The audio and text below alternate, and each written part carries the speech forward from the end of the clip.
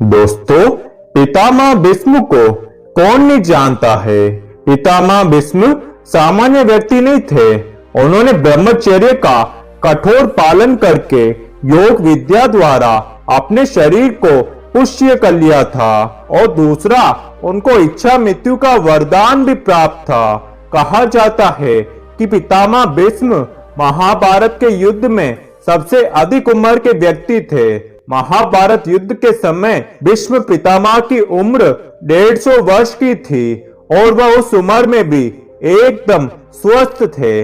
दोस्तों, आज हम आपको इन्हीं पितामह भीष्म के 27 ऐसे अनमोल विचार बताने जा रहे हैं जो उन्होंने युधिष्ठिर को बताए थे, जो इस वीडियो में बताए गए हैं। दोस्तों, अगर आपने इन विचारों को अपने जीवन में अमल कर लिया तो आपका पूरा जीवन ही बदल जाएगा। नंबर 1, पितामह भीष्म कहते हैं, सत्य धर्म सब धर्मों से उत्तम धर्म है। सत्य ही सनातन धर्म है। तप और योग सत्य से ही उत्पन्न होते हैं। शेष सब धर्म सत्य के अंतर्गत ही है। नंबर 2, पितामह भीष्म कहते हैं, सत्य बोलना, सब प्राणियों को एक जैसा समझना, इंद्रियों को वश में रखना, ईर्ष्या द्वेष से बचे रहना, क्षमा, शील, लज्जा, दूसरों को कष्ट न देना, दुष्कर्मों से दूर रहना, ईश्वर भक्ति, मन की पवित्रता, साहस, विद्या, ये 13 सत्य धर्म के लक्षण है। वेद भी सत्य का ही उपदेश करते हैं। नंबर 3, पितामह भीष्म कहते हैं, अगर परमेश्वर से कुछ मांगना ही है तो सिर्फ उनके प्रति निश्चल भक्ति मांगो, जिसके आ जाने मात्र से ही संसार का समस्त वैभव तुम्हारे पास रहेगा। नंबर 4, पितामह भीष्म कहते हैं, इस लोक में जो सुख कामनाओं को पूरा करने से मिलता है और जो सुख परलोक में मिलता है, वह उस सुख का 16वां हिस्सा भी नहीं है जो कामनाओं से मुक्त होने पर मिलता है। नंबर 5, पितामह भीष्म कहते हैं, मृत्यु और अमृतत्व दोनों मनुष्य के अपने अधीन है। मोह का फल है मृत्यु और सत्य का फल है अमृतत्व। नंबर 6, पितामह भीष्म कहते हैं, संसार को बुढ़ापे ने हर ओर से घेरा है। दिन जाता है, रात बीतती है, लेकिन तुम अभी भी जागते नहीं हो। अब भी उठो, अपना समय व्यर्थ न जाने दो, अपने कल्याण के लिए कुछ कर लो। तुम्हारे काम अभी समाप्त भी नहीं होते कि मृत्यु घसीट ले जाती है। समय रहते जागो और अपने कल्याण के लिए कुछ करो। नंबर 7, पितामह भीष्म कहते हैं, त्याग के बिना कुछ भी प्राप्त नहीं होता। त्याग के बिना परम आदर्श की सिद्धि नहीं होती। त्याग के बिना मनुष्य भय से मुक्त नहीं हो सकता। त्याग की सहायता से मनुष्य को हर प्रकार का सुख प्राप्त हो जाता है। नंबर 8, पितामह भीष्म कहते हैं, सुख 2 प्रकार के मनुष्य को मिलता है। पहले जो सबसे अधिक मूर्ख है, दूसरे उनको जिन्होंने बुद्धि के प्रकाश में तत्व को देख लिया है। जो लोग बीच में लटक रहे हैं वे दुखी रहते हैं। नंबर 9, पितामह भीष्म कहते हैं, श्रेष्ठ और सज्जन पुरुष का चिन्ह यह है कि वह दूसरों को धनवान देखकर जलता नहीं, वह विद्वानों का सत्कार करता है और धर्म के संबंध में प्रत्येक स्थान से उपदेश सुनता है। नंबर 10, पितामह भीष्म कहते हैं, जो पुरुष अपने आप को वश में करना चाहता है उसे सबसे पहले लोभ और मोह से मुक्त होना चाहिए। नंबर 11, पितामह भीष्म कहते हैं, कामनाओं को त्याग देना उन्हें पूरा करने से श्रेष्ठ है। आज तक किस मनुष्य ने अपनी सब कामनाओं को पूरा किया है? इन कामनाओं से बाहर जाओ, पदार्थ के मोह को छोड़ दो, शांत चित्त हो जाओ।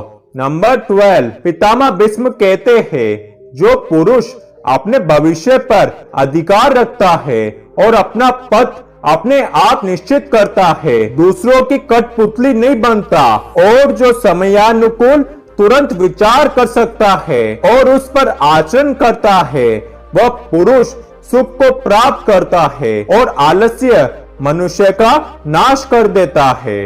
नंबर 13, पितामह भीष्म कहते हैं वह पुरुष सुखी है जो मन को साम्यावस्था में रखता है, जो व्यर्थ चिंता नहीं करता, जो सत्य बोलता है, जो सांसारिक पदार्थों के मोह में फंसता नहीं, जिसे किसी काम के करने की विशेष चेष्टा नहीं होती। नंबर 14, पितामह भीष्म कहते हैं सत्य ब्रह्म है, सत्य तप है, सत्य से मनुष्य स्वर्ग को जाता है, झूठ अंधकार की तरह है, अंधकार में रहने से मनुष्य नीचे गिरता है, स्वर्ग को प्रकाश और नरक को अंधकार कहा है। नंबर 15, पितामह भीष्म कहते हैं स्वयं अपनी इच्छा से निर्धनता का जीवन स्वीकार करना सुख का हेतु है, ये मनुष्य के लिए कल्याणकारी है, इससे मनुष्य कलेशों से बच जाता है।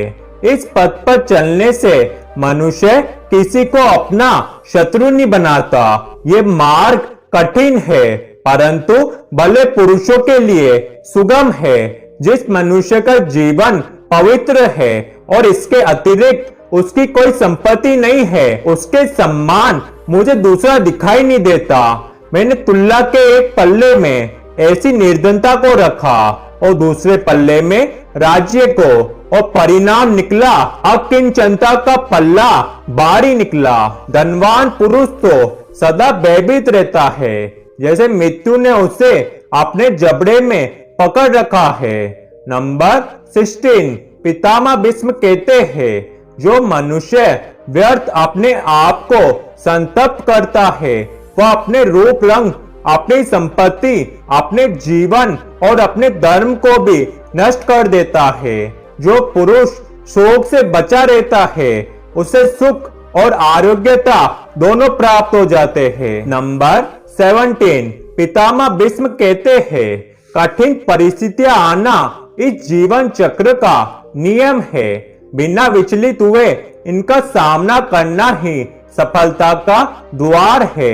नंबर 18, पितामह भीष्म कहते हैं विधि के विधान के आगे कोई नहीं टिक सकता।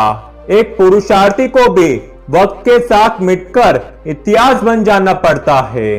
नंबर 19, पितामह भीष्म कहते हैं जिसके साथ सत्य हो उसके साथ धर्म है, और जिसके साथ धर्म हो उसके साथ परमेश्वर है, और जिसके साथ स्वयं परमेश्वर हो उसके पास सब कुछ है। नंबर 20, पितामह भीष्म कहते हैं ऐसे वचन बोलो जो दूसरों को प्यारे लगे। दूसरों को बुरा भला कहना, दूसरों की निंदा करना, बुरे वचन बोलना, यह सब त्यागने के योग्य है। दूसरों का अपमान करना, अहंकार और दम यह अवगुण है।